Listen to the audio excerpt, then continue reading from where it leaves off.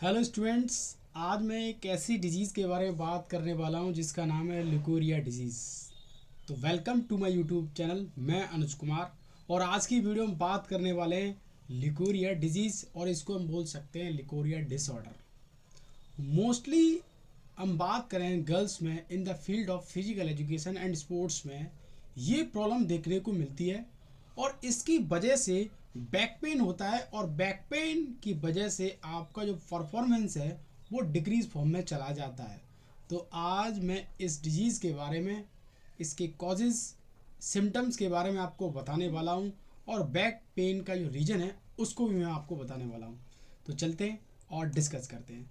सबसे पहले अगर मैं बात करूँ लिकोरिया, आप सोचें लिकोरिया डिजीज़ क्या है। ये एग्जाम में पूछी जाती है और इसके बारे में आपको पता भी होना चाहिए लिकोरिया क्या है। Leucorrhoea is a milky white fluid discharge from the vagina. आपकी वजाइना से वाइट फ्लूइड डिस्चार्ज होता है। Leucorrhoea is a abnormal physiological vaginal secretion occurring in a women after puberty owing to hormonal change और sexual excitement. Means हम बोल सकते हैं जब प्यूबर्टी एज में आपकी बॉडी में जो चेंजेज होते हैं, अगर वो चेंजेस एक एबनॉर्मल कंडीशन की ओर चले जाते हैं तो आपको प्रॉब्लम क्रिएट होती है। अगर मैं बात करूं वो चेंजेस बहुत ज़्यादा हो रहे हैं तो प्रॉब्लम क्रिएट हो सकती है। सेक्सुअल एक्साइटमेंट जब आपकी बॉडी में ज़्यादा होती है तो ये प्रॉब्लम हो सकती है। अब इसके पीछे का रीज़न आपने देखा होगा, मोस्टली गर्ल्स, हमारे जो स्पोर्ट्स वाले जितने भी खिलाड़ी हैं वो जानते होंगे, जब ये कंडीशन होती है तो आपको बहुत प्रॉब्लम होती है। तो समझते हैं इसके कॉज को, इसके सिम्टम्स को। बात करते हैं हम कॉज ऑफ लिकोरिया। ये डिजीज़ बहुत डेंजर है। आज के टाइम में मोस्टली नॉन स्पोर्ट्स पर्सन और स्पोर्ट पर्सन दोनों में देखने को मिल रहा है। उसके पीछे का जो रीजन है वो भी मैं आपको बताऊंगा। सेक्सुअली ट्रांसमिटेड इन्फेक्शन ये इसका कॉज हो सकता है। पुअर हाइजीन प्रैक्टिस ये सबसे बड़ा रीजन है। आप सब लोग बीपीएड एमपीएड करते हैं बट आपको ये नहीं पता है कि पर्सनल हाइजीन क्या है। और पर्सनल हाइजीन को आप जब समझ जाते हैं ना तो आधी बीमारियों को आप दूर कर सकते हैं, आधी प्रॉब्लम को आप दूर कर सकते हैं। तो पर्सनल हाइजीन को आपको समझना होगा। अगर आपकी हाइजीन गंदी है, इंटरनल और एक्सटर्नल हाइजीन पर सबसे ज़्यादा फोकस करना है हर एक खिलाड़ी को। एक नॉर्मल हम व्यक्ति की बात करें उसको भी फोकस करना चाहिए। उसके बाद है यूरिनरी ट्रैक्ट इन्फेक्शन।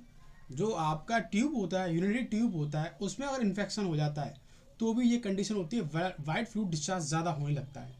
उसके बाद है पेल्विक इन्फ्लेमेटरी डिजीज़। अगर आपके पेल्विक में कोई भी एक डिसऑर्डर या डिजीज़ हो जाती है, अगर हम बात करें फिजियोलॉजिकल बेसिस पर, तो भी ये प्रॉब्लम आपको क्रिएट हो सकती है।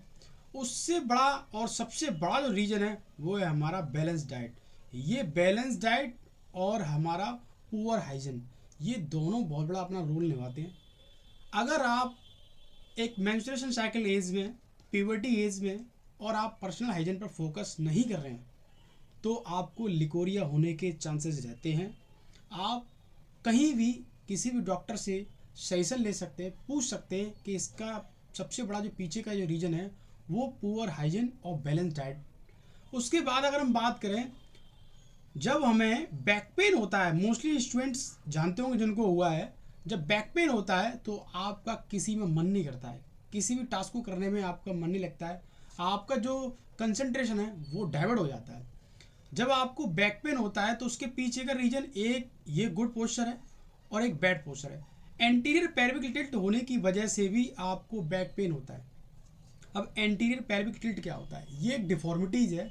आपके जो हिप हैं वो अधिक मात्रा में बाहर निकल जाते हैं और आपकी जो स्पाइन है जिसको हम बोलते हैं वर्टेब्रा कॉलम, अगर मैं बात करूं यहाँ पर वर्टेब्रा कॉलम, इसका जो कर्व है, इसका जो कर्व, उस कर्व में एक प्राइमरी कर्व होता है और सेकेंडरी कर्व।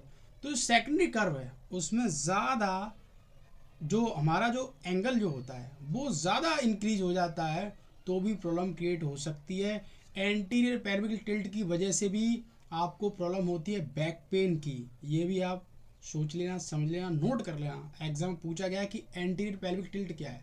इसमें क्या होता है, आपके हिप जो है आप देख सकते हैं ये बाहर निकल जाते हैं और आपकी जो कमर है इनसाइड जो हो जाती है, तो इससे बहुत बड़ी प्रॉब्लम होती है। मोस्टली जितने भी रोबस्ट पर्सन हैं, आप बोलेंगे रोबस्ट क्या होता है? रोबस्ट आपने देखा होगा, जितने मोटे पर्सन हैं बिल्कुल धीमे धीमे चलते हैं, बहुत मोटे हो जाते हैं, हिप बाहर निकल जाता है, तो ऐसे व्यक्तियों को बैक पेन सबसे ज़्यादा देखने को मिलती है। अगर मैं बात करूं सिम्टम्स की, सिम्टम्स क्या है? आपको पता है कि फॉल स्मेलिंग वेजिनल डिस्चार्ज, बहुत ज़्यादा स्मेल होने लगती है। एब्डोमिनल पेन जो है, आपके जो स्टोमक में बहुत ज़्यादा पेन देखने को मिलता है। बैक पेन जो मैंने यहाँ पर हाईलाइट कर रखा है, इसको मैं डिफाइन करने वाला हूँ, और इसी की वजह से मैं आपको इस वीडियो के बारे में आपको बता रहा हूँ डिजीज़ के बारे में, कि बैक पेन जो है मोस्टली जो गर्ल्स को देखने को मिलता है, उसके पीछे का जो रीज़न है, एक है आपका पोस्चर, आप किस पोस्चर में बैठ रहे हैं, आपकी लाइफ स्टाइल क्या है। दूसरा जो है हमारा, वह लुकेरिया तो नहीं है। तो इन दोनों को हम चीज़ों को देखकर बैक पेन को डिसाइड करते हैं। अगर आपको लिकोरिया हो गया तो आपको बैक पेन होगा, और बैक पेन होगा तो आपका परफॉर्मेंस डिक्रीज फॉर्म में चला जाएगा। अगर एंटीरियर पेल्विक टिल्ट हो जाता तो बैक पेन होगा, आपका पोस्चर, आपकी लाइफ स्टाइल, आपका चलने का तरीका, आपका खड़ा होने का तरीका अगर बैड है तो भी आपको बैक पेन होगा। और आप जानते हैं जब बैक पेन होता है तो हमारा किसी में मन नहीं लगता है, पढ़ने में, खेलने में, कूदने में कहीं मन नहीं लगता है। उसके बाद है itching and burning sensation in the vagina, बहुत ज़्यादा ईचिंग होती है, खुजली होती है। उसके बाद है कंस्टिपेशन, पेट में बहुत ज़्यादा कब्ज जिसको हम बोलते हैं, बहुत ज़्यादा पेन होने लगता है, प्रॉब्लम होने लगती है। तो मैं समझता हूँ अब खिलाड़ी समझेंगे इस चीज़ को और अपने आप पर अप्लाई करेंगे कि हमें ड्यूरिंग द मेंस्ट्रुएशन साइकिल और पर्सनल हाइजीन पर सबसे ज़्यादा फोकस करना है, डाइट पे फोकस करना है। मोस्टली अगर मैं बात करूँ, नॉर्मल जो चीज़ें होती है ना, नॉर्मल डिजीज जो होती हैं डाइट से ही मेंटेन हो जाती हैं।